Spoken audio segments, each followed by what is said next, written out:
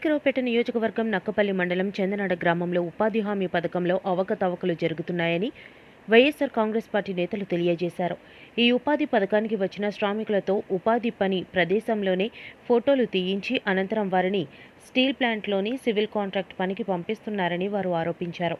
అంతేకాకుండా 50 మందికి ఒకరు ఉండాల్సిన మేట్ 200 మందికి ఒకరే ఉండి ఆ మేట్ తనకు వచ్చినట్లుగా వ్యవహరిస్తోందని తెలిపారు. ఈ మోసం వెనుక తల్ల శైలజ అనే వ్యక్తి పాత్ర ఉందని ఈ విషయాన్ని వైఎస్ఆర్ పార్టీ నాయకులు వెల్లడించారు.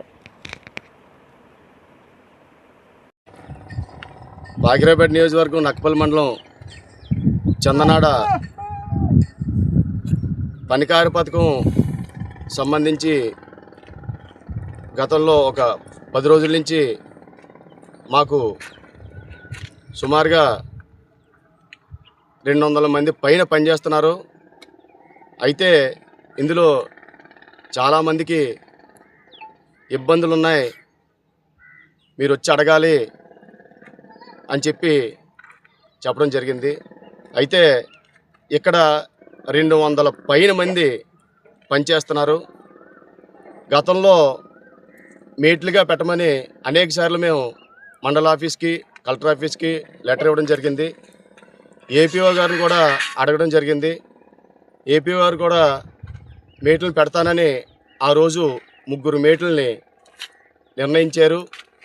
కానీ ఇప్పుడుకొచ్చి మేట్లని పెట్టకుండా ఒకే ఆవిడతో మెయింటైన్ చేయడం ఎంతవరకు కరెక్ట్ అని నేను అడుగుతున్నాను. 50 మందికి ఒక మేట్ ఉండాలి. అలాంటిది సుమారుగా 200 పైన పనిచేస్తున్నారు.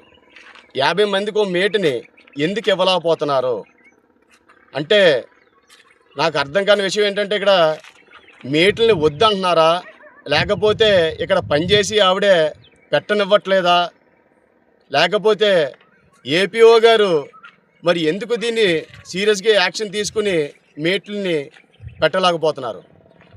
రెండోది, ఇక్కడ పనిచేసే వాళ్ళు ఎవరైతే ఉన్నారో సుమారుగా ఒక 6 నుంచి 8 మంది వచ్చిన వెంటనే మనకి పనికారు పథకం అనగానే ఏ టైంకి వచ్చినా ఆ టైం నుంచి 4 గంటలు పని చేయాలి.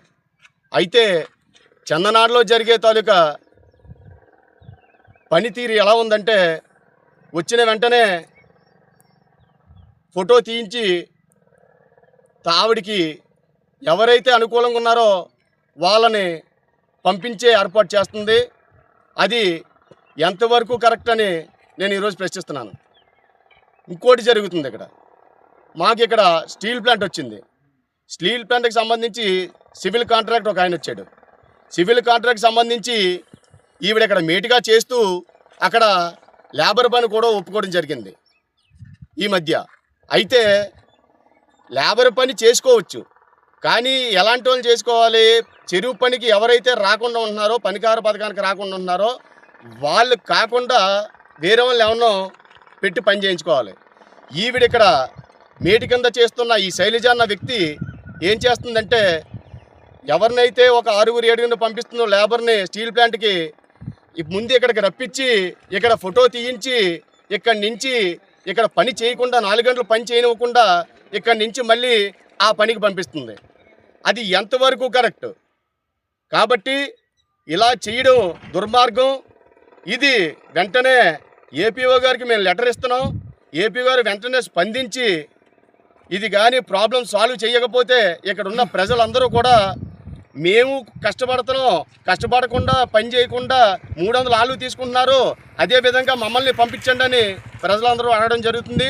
కాబట్టి దీనిపై అందరూ కూడా రియాక్ట్ అయ్యి ఏపీ గారు వెంటనే తక్షణమే దీన్ని పరిష్కరించాలని కోరుకుంటున్నాను.